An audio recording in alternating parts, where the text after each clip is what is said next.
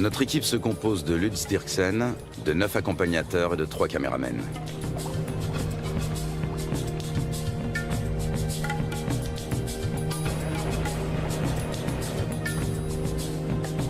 Même en pleine saison sèche, le niveau de l'eau est toujours très élevé. C'est de plus en plus souvent le cas ces dernières années. Pas un seul banc de sable isolé où les animaux pourraient prendre le soleil. Apercevoir des anacondas s'annonce difficile. Le grand anaconda, aussi appelé anaconda vert, vit à l'est des Andes, près des grands systèmes hydrologiques. On connaît bien la vie de ces serpents dans les zones marécageuses du Venezuela, les llanos.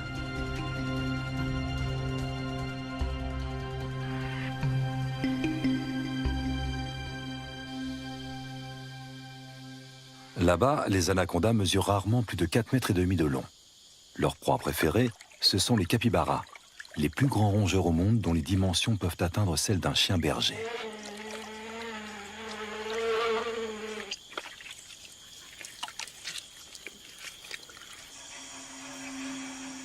Pendant la saison sèche, la savane se transforme.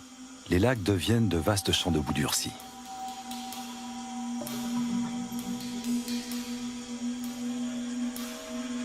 Difficile pour un anaconda de plus de 4 mètres de trouver un point d'humidité qui lui permettra de supporter la chaleur.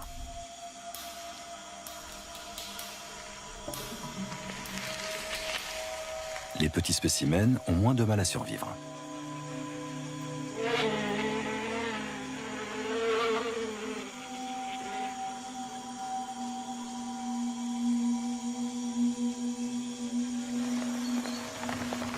Début avril, la saison sèche touche à sa fin et les premières gouttes d'eau se transforment vite en pluie torrentielle.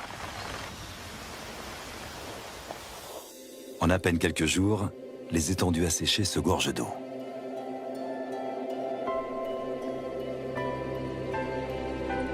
L'anaconda retrouve enfin son élément de prédilection. De toutes parts, la savane verdit et renaît à la vie.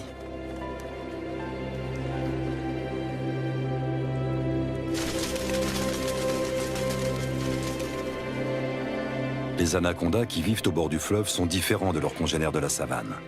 Ils peuvent mesurer jusqu'à 9 mètres de long. Contrairement à leurs congénères vénézuéliens, on sait très peu de choses sur leur mode de vie.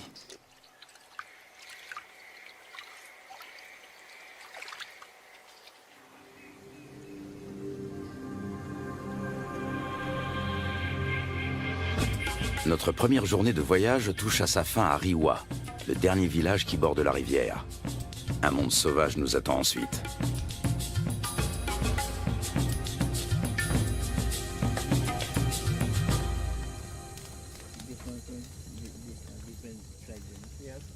À la lueur du feu de camp, un vieux chasseur nous raconte la légende du matapi.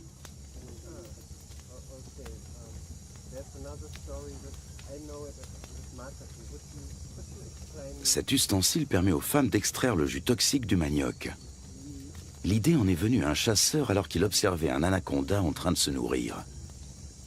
Il a conçu une clé faite de lianes qui imite les mouvements de contraction du serpent en train d'avaler sa proie.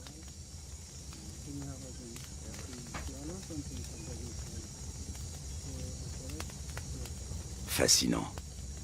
Tout autant que le ciel qui brille de 1000 étoiles au-dessus de nos têtes.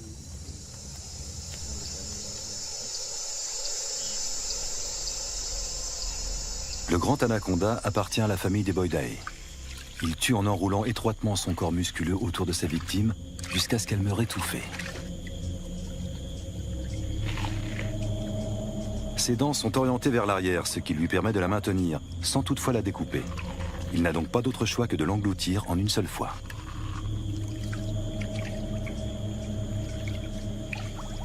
Sa mâchoire et son corps sont capables d'une extraordinaire dilatation. Comme il ne peut déglutir, il détend puis contracte ses muscles.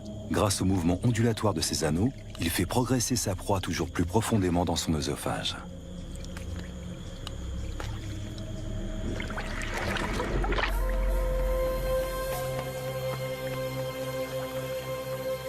Un groupe de becs en ciseaux prend son envol dans la lumière du petit matin.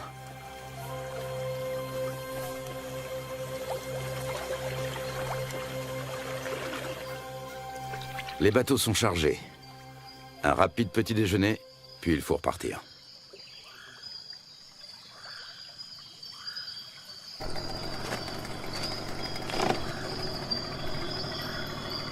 Encore 3 longues journées de bateau nous attendent.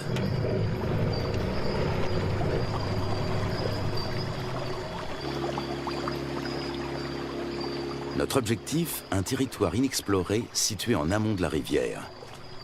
Il y a 2 ans, des chasseurs y ont observé des anacondas de plus de 6 mètres de long. Lutz Dirksen a l'intention de remonter cette piste. Il souhaite également réaliser la cartographie des espèces que l'on peut rencontrer dans la région. Plus nous progressons et plus la nature nous semble vierge.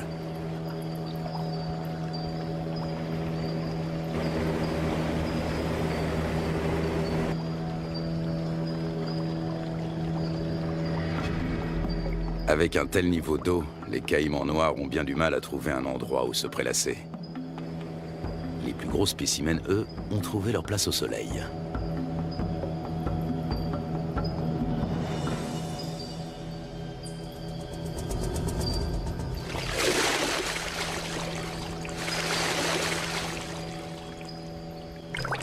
Le caïman noir est le plus gros prédateur du continent. Ses mensurations, 7 mètres de long pour 100 kilos. Des écailles viennent agrémenter sa tête et son dos.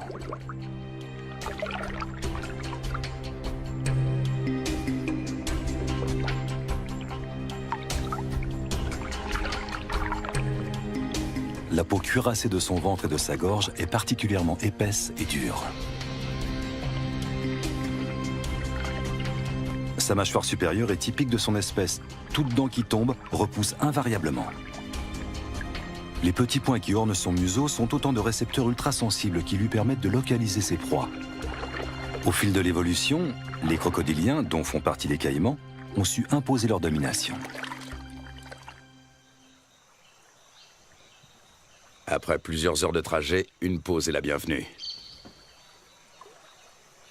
C'est Lutz Dirksen qui tient le journal de l'expédition.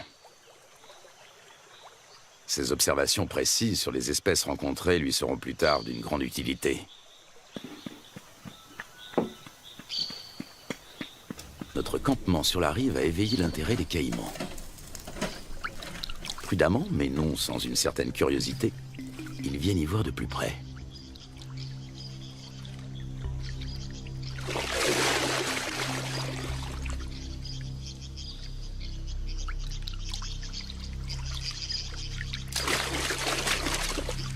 Une mesure d'intimidation s'impose.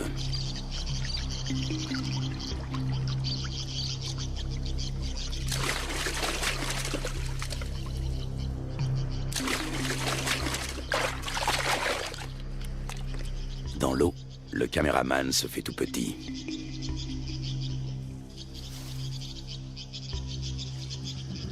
La bête est encore loin. Comment l'attirer sur un banc de sable pour mieux l'observer? La prudence est de mise. Le caïman commence par suivre le comportement des vautours. Une fois sûr qu'aucun danger ne menace, il vient récupérer les restes de repas que nous avons disposés en guise d'appât.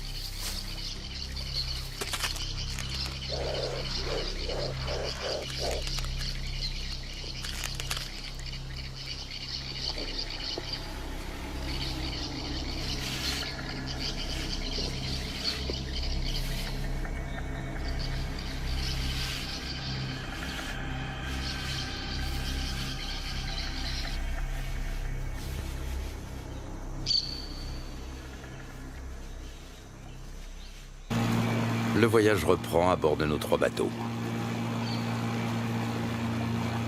Dans ce virage, la rivière a creusé une profonde entaille dans la berge et coule désormais tout droit. Des vestiges de l'ancienne berge se dressent encore au milieu du courant qui se renforce. Les moteurs des bateaux sont soumis à rude épreuve. Les limites des rivières sauvages varient souvent, formant de multiples bras morts et des étangs.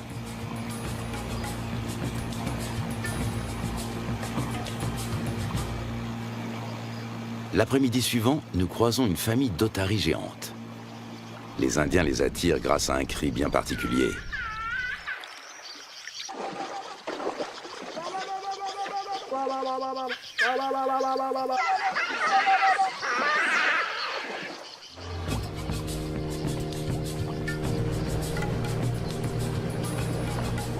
Nous touchons enfin au but. Il ne peut s'agir que de l'endroit dont les chasseurs ont parlé. C'est ici que nous allons nous établir pour partir à la recherche des grands anacondas.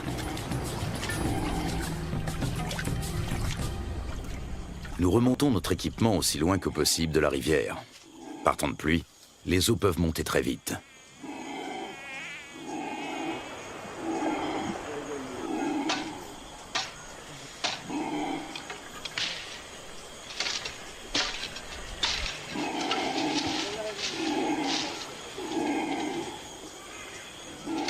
Sous les cris de protestation des singes hurleurs, nous installons 4 bâches imperméables.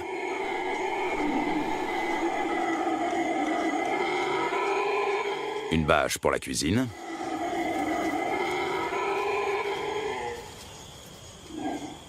Une pour l'équipement de tournage. Et 2 pour nos hamacs. Nous savons que les serpents et les scorpions aiment se glisser dans les poches et les bottes des hommes.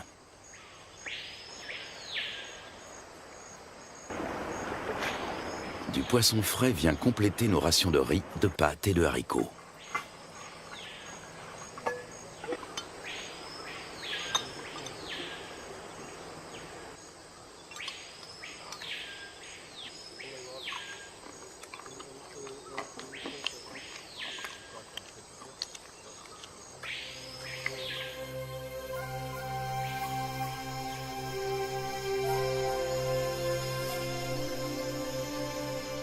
Nous sommes en route depuis maintenant plusieurs heures. En raison des fortes précipitations, les eaux sont encore très hautes, au point que les branches gênent notre progression. Les animaux n'ont pas besoin de venir à la rivière pour trouver de l'eau.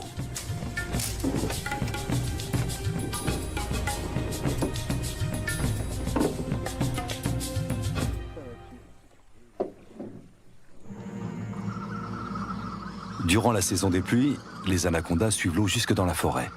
Ils passent toute leur vie dans les marécages. Même leur venue au monde a lieu en milieu aquatique. Dans le corps de leur mère, les embryons grandissent à l'intérieur des œufs. Lorsque ceux-ci sont prêts à éclore, les jeunes s'extirpent de la coquille avant d'être sortis du ventre de la mère. Ils naissent ensuite sous forme de petits serpents parfaitement développés. Ils sont tout de suite dans leur élément. Le nombre de jeunes dépend du gabarit de la mère. Chez une grande femelle, une portée peut compter plus de 80 serpenteaux.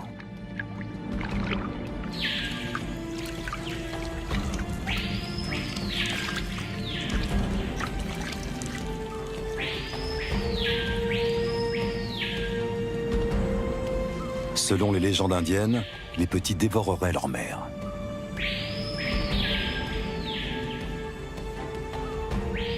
Un certain nombre de serpenteaux s'éloignent quelques minutes à peine après leur naissance. Ce sont déjà des prédateurs à part entière avec un redoutable instinct de chasseur.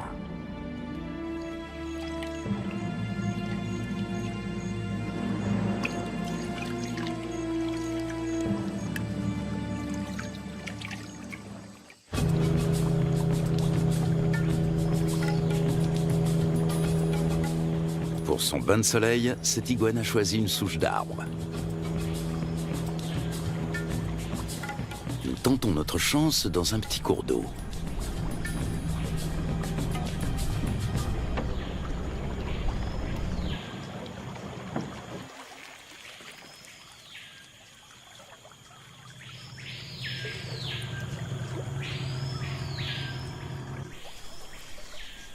Aux aguets, notre capitaine a repéré un mouvement et attrapé le responsable.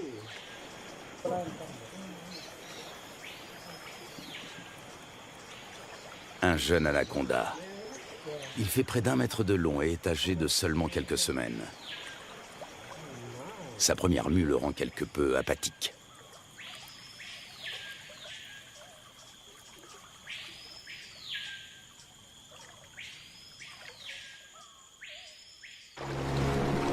De retour à bord du bateau, le soleil se fait brûlant.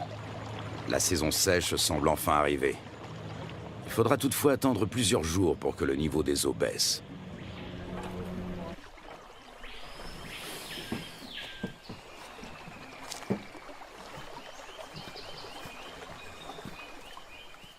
Pour se frayer un chemin sans machette, il faut suivre les pistes régulièrement empruntées par les animaux. Voici un boa constrictor.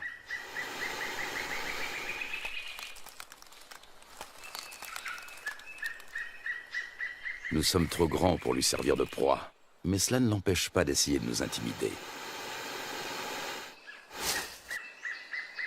Lutz Dirksen connaît bien le comportement des serpents. D'une main experte, il attrape doucement mais fermement l'animal derrière la tête. Le boa constrictor est un cousin terrestre de l'anaconda. Celui-ci mesure près de 3 mètres. Il s'agit clairement d'une femelle.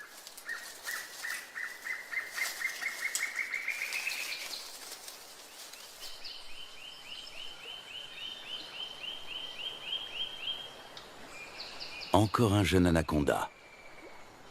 Lorsqu'ils sont âgés d'à peine quelques jours, ils se montrent particulièrement agressifs.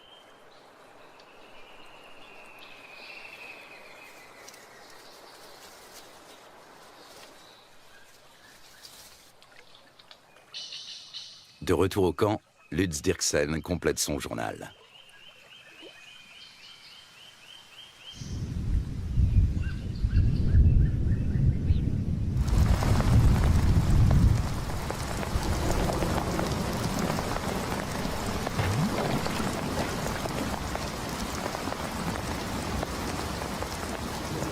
Ces 4 dernières années, la Guyane n'a pas connu de saison sèche normale. Le manioc a même pourri sur pied. À l'origine de cela, les phénomènes météorologiques tels que la Niña et le réchauffement climatique.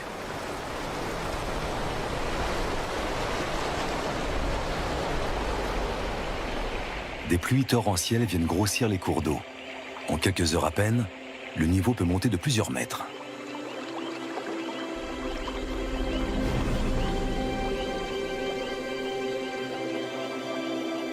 Les forêts qui bordent les rivières ont l'habitude de ces caprices saisonniers.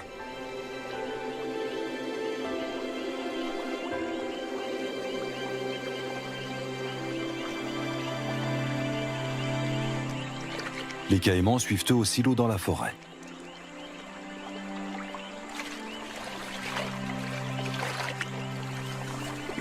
Même le tapir trouve de la nourriture sous l'eau. En plus des fruits et des feuilles, il est friand de plantes aquatiques. Il faut dire que dans l'ombre des sous-bois, ce gros ongulé peine à trouver de quoi se nourrir correctement.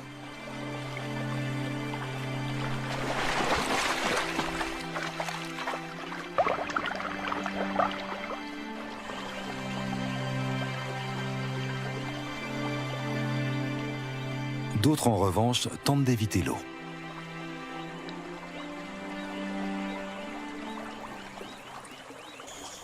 Au beau milieu de la nuit, le niveau d'eau a encore subitement monté de plus de 3 mètres.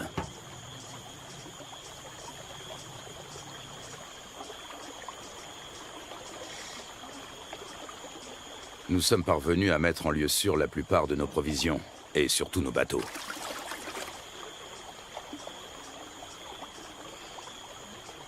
Il faut dresser maintenant le bilan des dommages.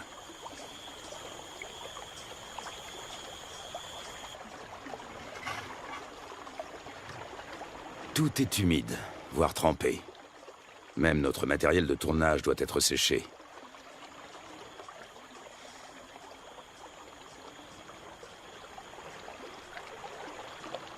Continuer ou faire demi-tour? Telle est la question. Si nous voulons rester, il nous faut un campement en amont des cascades. À condition de venir à bout de celle-ci.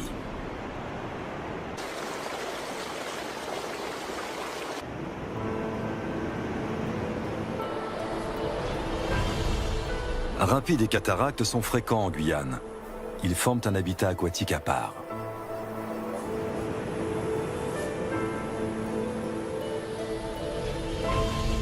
Les vautours s'attribuent les victimes de noyades.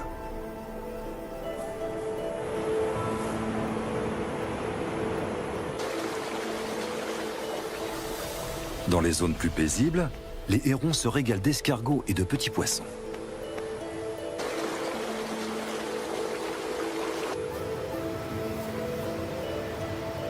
Les loutres géantes, elles, aiment chasser dans les remous poissonneux.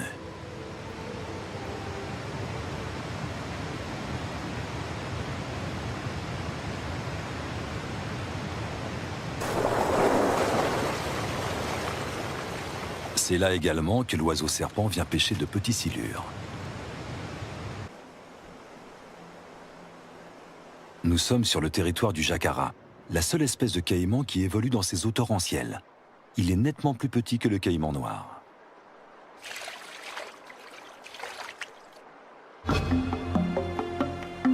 Après en avoir débattu, la décision est enfin prise. L'équipe va se séparer. Un bateau va prendre le chemin du retour. L'équipe de tournage, accompagnée de 6 des guides, va relever le défi et continuer la route vers l'amont.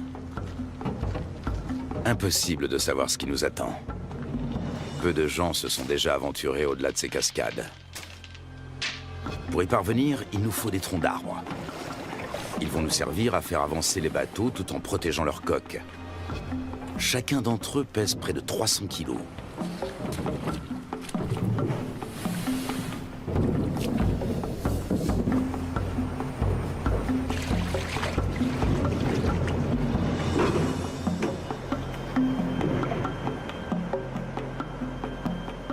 Lutz Dirksen repère un cousin de l'anaconda.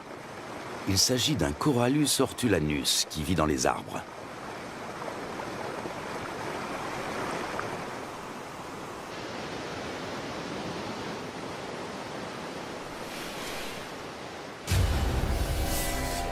Ce boa de couleur verte est connu pour son agressivité, mais fort heureusement, il n'est pas venimeux. Lorsqu'il attaque, il se cramponne à sa proie.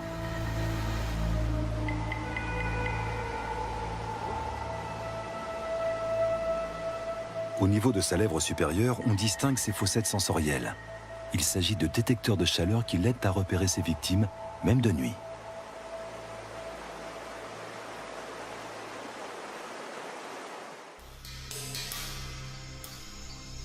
L'anaconda aussi s'oriente grâce à la chaleur corporelle dégagée par ses proies lors de la chasse.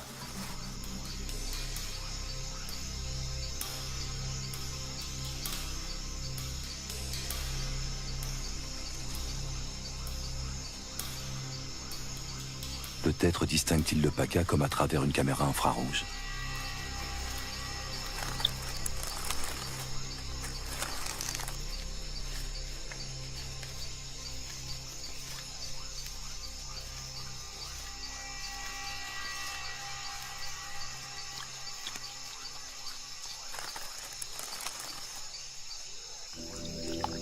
Le plus souvent, l'anaconda chasse en restant immobile sous l'eau, attendant qu'une proie arrive à sa portée.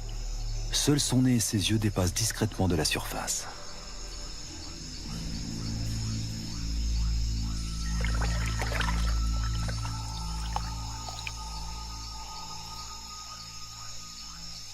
Avec sa langue fourchue, il détecte la moindre odeur.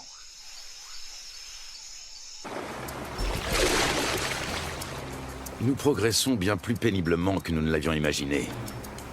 À la cascade succèdent des rapides, puis une nouvelle cataracte, puis encore des rapides. Impossible de naviguer, il y a trop de rochers sous l'eau. Le doute commence à s'installer.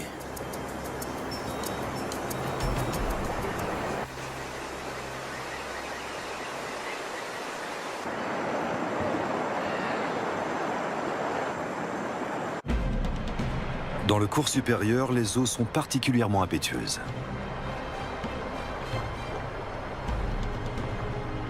Jalonnés d'îlots et de rochers, de nombreux rapides se frayent un chemin à travers la contrée sauvage. Souvent, ils sont impraticables sur plusieurs kilomètres.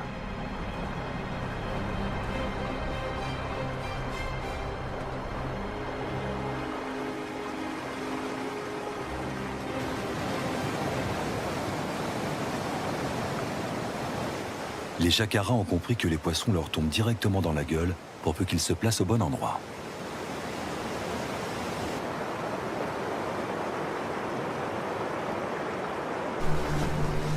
Au bout d'à peine quelques centaines de mètres, une nouvelle cataracte nous ferme le passage. Une fois de plus, impossible de passer.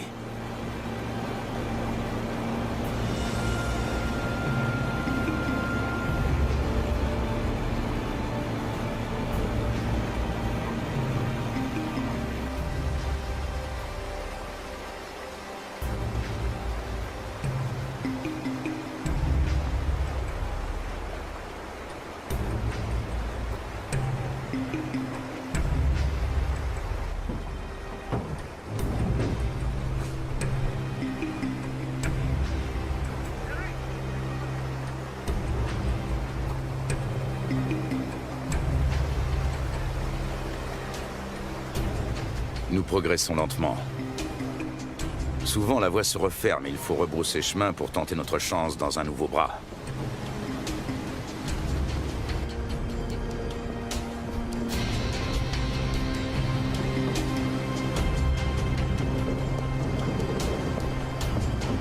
Il nous aura fallu une journée entière pour parcourir 500 mètres.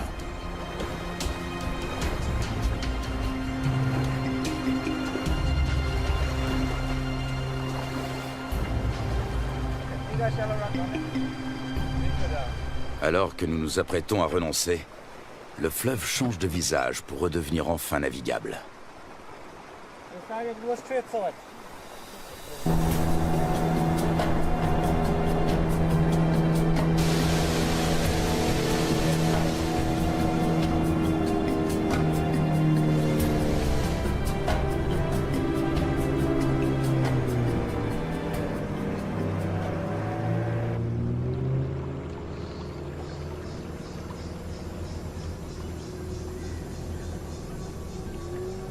Devant nous, la rivière se dédouble.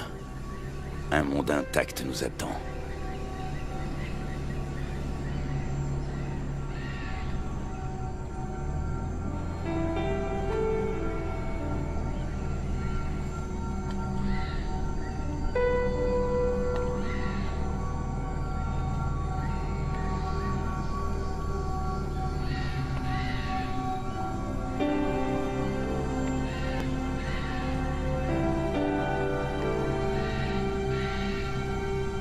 Le lendemain, un nouveau campement est monté. Cette fois, nous espérons être à l'abri des eaux.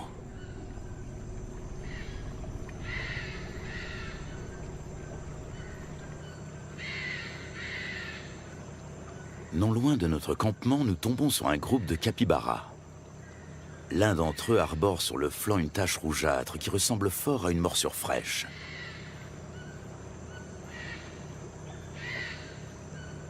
Les rongeurs ne semblent pas gênés par notre présence. Ailleurs, ils se montrent plus farouches. Ici, ils ne redoutent que le jaguar et l'anaconda. Et puis, au milieu d'un enchevêtrement de branches, il est là, immobile. Il a pourtant perçu notre présence depuis un bon moment.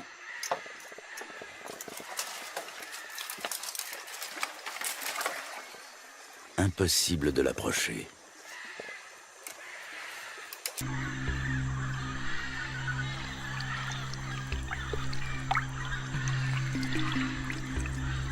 L'accouplement peut durer jusqu'à 4 semaines.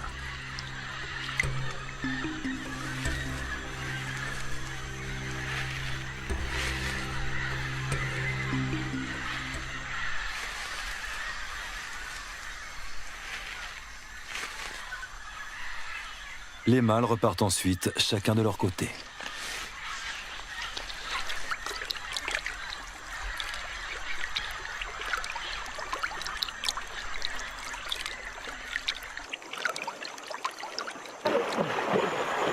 Soudain, nous faisons une découverte de taille. Un serpent géant tout près de la rive.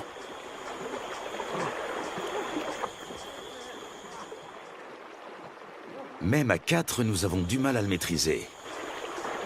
Son corps n'est qu'un unique et gigantesque muscle d'acier flexible.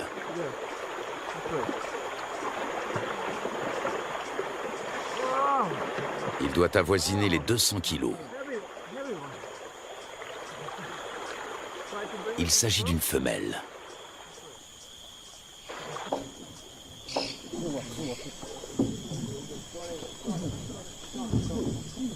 Sur la berge, nous pouvons la mesurer en toute tranquillité.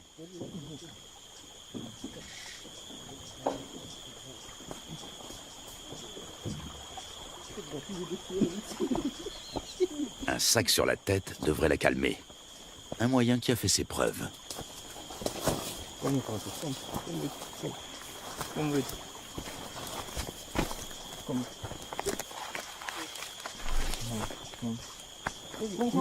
Nous parvenons à la ramener à terre sans trop de résistance. Avec sa taille, elle ne connaît plus aucun prédateur naturel.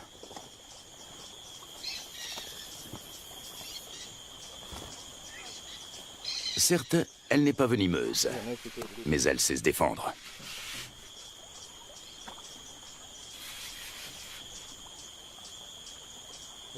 Tenez-la, pendant que je mesure. Une telle géante peut infliger de graves blessures. Une fois refermées sur leur proie, ses mâchoires ne se rouvrent pas facilement. Solides, acérées et orientées vers l'arrière, ses dents sont de véritables crochets. On distingue parfaitement sa trachée située à l'avant de la gueule.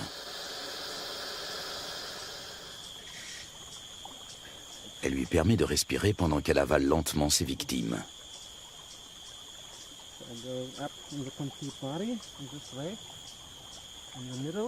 L'anaconda fait jouer ses muscles.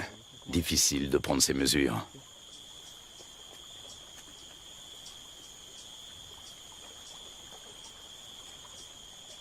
Cette femelle est nettement plus imposante que tous les autres anacondas que nous avons rencontrés au cours de notre voyage. Lutz doit s'y reprendre à plusieurs reprises.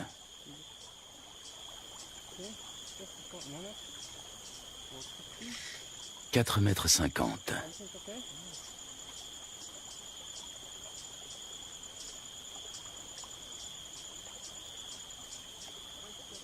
« 5,70 m.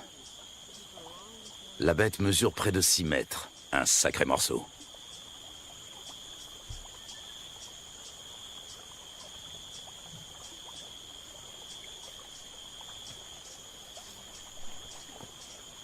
Lutz mesure la circonférence de son corps à l'endroit le plus fort.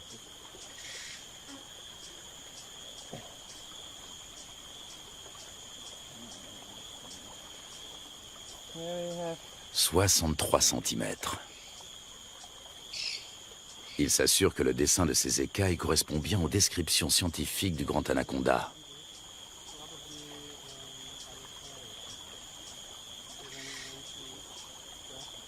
Ces plaies proviennent d'un marsupial. Il arrive que l'anaconda se...